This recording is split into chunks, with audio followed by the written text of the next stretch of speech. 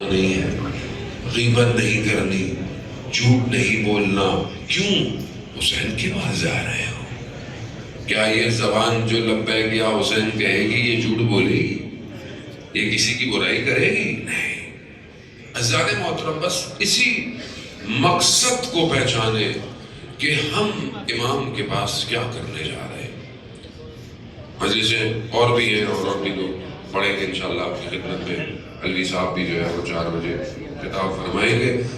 عزیزان محترم، امامی کے حوالے سے آپ کی خدمت میں ایک آدھ گزارش کرنی۔ جب امام نے مکہ میں احرام توڑا ہے تو امام نے کچھ شرائط بتائی کن کی جو میرے ساتھ جانا چاہتے ہیں۔ بس میں چاہوں گا کہ آپ کی خدمت میں ایک آدھ شرائط بتاؤں، کیونکہ ہم بھی امام کی طرف جا رہے ہیں۔ امام نے جب مکہ چھوڑا تو امام نے کہا کہ جو اپنے خون کا بدل دے سکتا ہے، خون کی قربانی، اپنے وجود کی قربانی دے سکتا ہے، وہ ہمارے ساتھ چلے۔ اب جس کو اپنی جان پیاری ہو وہ امام کی کسی کام کا نہیں ہے۔ امام کو وہ چاہیے جو اپنے سینے پہ تیر کھا لے، امام نماز پڑھتا رہے۔ اب ہم اس بات کو اپنے وقت کے امام پر دیکھیں۔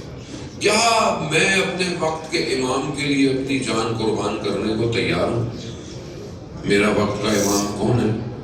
میرا وقت کا امام کہاں ہے؟ کیا میں نے پورے راستے میں اپنے امام کو ڈھونڈا؟ بھائی آپ اور میں آ رہے ہیں تو کیا امام نہیں آ رہا ہوگا؟ یہ امام کی برکت ہے جو راستہ ایسا چل رہا ہے۔ تو کیا میں نے اپنے امام کو ڈھونڈا؟ کیا میں مسجد کوفہ، مسجد سیلا گیا، میں نے امام کو ڈھونڈا؟ کیا میں چاہتا ہوں کہ مجھے میرا امام نظر آئے؟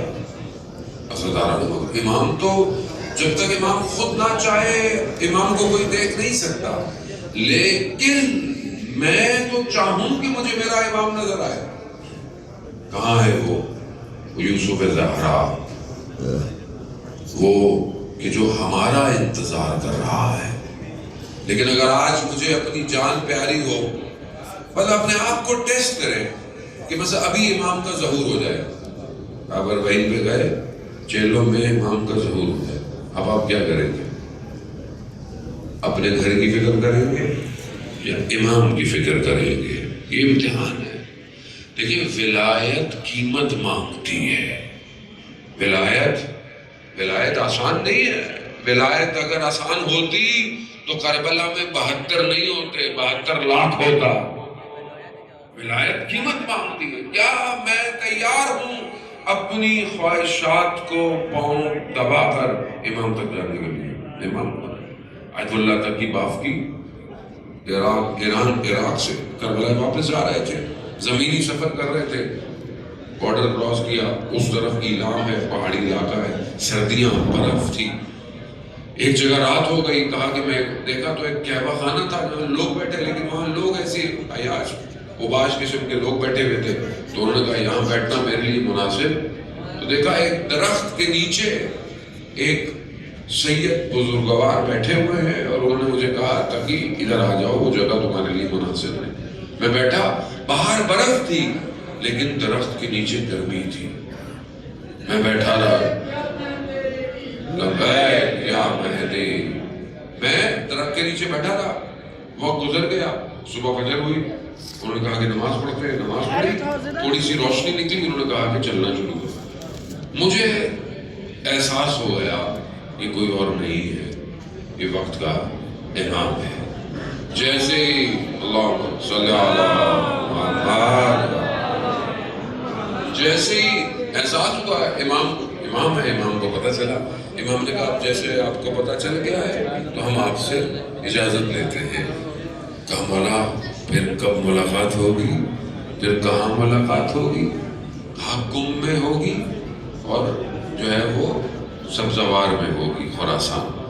اب یہ قم پہنچے، اب عشق دیدار کا تڑپنے لگے، 3 دن گزر گئے، امام نہیں ملے، واپس سبزہ پہنچتے تو دل میں ہوا کہ مولا وہاں نہیں ملے تھے، پتہ نہیں یہاں ملیں گے یا نہیں. تو دیکھا اچانک سے کسی نے کندھوں پہ ہاتھ رکھا، مڑ کے دیکھا تو دیکھا کہ امام ہے. کہا مولا آپ نے تو کہا تھا کنب میں بھی ملیں گے. کہاں میں حرم کے باہر کھڑا ہوا تھا، لیکن کوئی آپ سے مسئلہ پوچھ رہا تھی خاتون، تو آپ سر جھکائے جو ہے وہ جواب دے رہے تھے، میں آپ کے برابر میں کھڑا ہوا تھا. عزاداران محترم، زائرین امام حسین، زوار امام حسین، آپ کو نہیں پتا جب آپ تھک کر کہیں رستے میں بیٹھے، آپ کے برابر میں یوسف زہرا بیٹھا ہو، رو رہا ہو، گریہ کر رہا ہو، ہائے حسین ہائے حسین. ڈھونڈے، ہمیں نہیں پتا، ہمیں نہیں پتا، لیکن ہم یہ حسرت تو کر سکتے ہیں نا مولا. یہ آنکھیں ترس گئی ہیں، دنیا کو دیکھتی ہیں، آپ کو نہیں دیکھ پا رہی مولا. یہ آنکھیں یہی تو چاہتی ہیں کہ ہم آپ کا دیدار کریں مولا. مولا دنیا میں بڑا ظلم ہو رہا، بہت ستم ہو رہا ہے مولا، ہمارے بس کا کام نہیں رہا.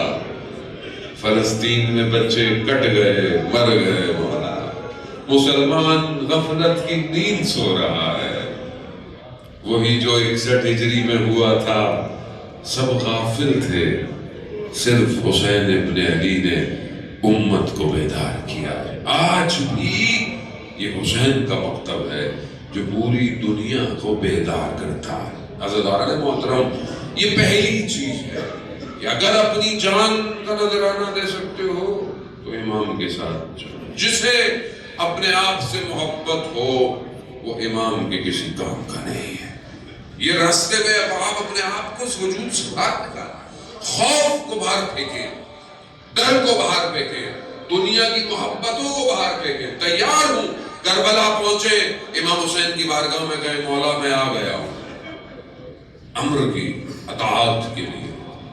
یا لیتنا کنت معہم، کاش ہم بھی کربلا میں ہوتے. ہم بھی کربلا یہی ہے عزاداران محترم.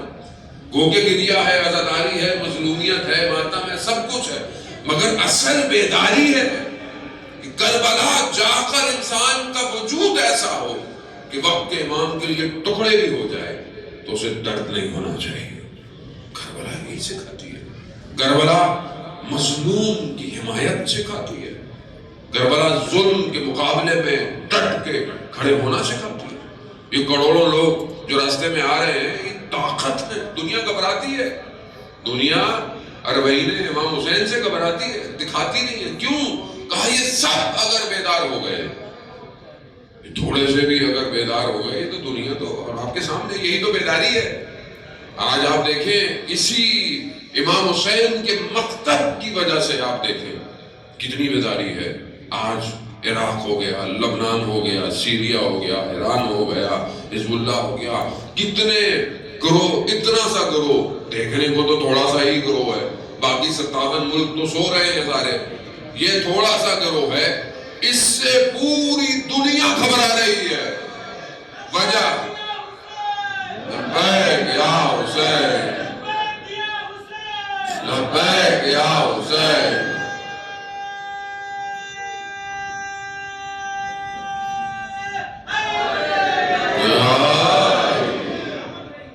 یہ کیوں؟ کیونکہ یہ اپنی جانوں سے نہیں گھبراتے. یہ بچپن سے سن رہے ہیں کہ 13 سال کا بچہ تھا جس سے پوچھا موت تمہارے لیے کیا ہے؟ کہا احلا من الاسل، شہد سے زیادہ میٹھی ہے چچا جان موت میرے لیے. یہ اس مکتب کے شاگرد ہیں، موت ان کے لیے شہد سے زیادہ میٹھی ہے، ڈرتے نہیں ہیں. اور خلاصہ کروں تو صرف ایک ہی بات ہے، جن کے وجود میں ولایت علی ابن ابی طالب ہو وہ ڈرتے نہیں ہیں.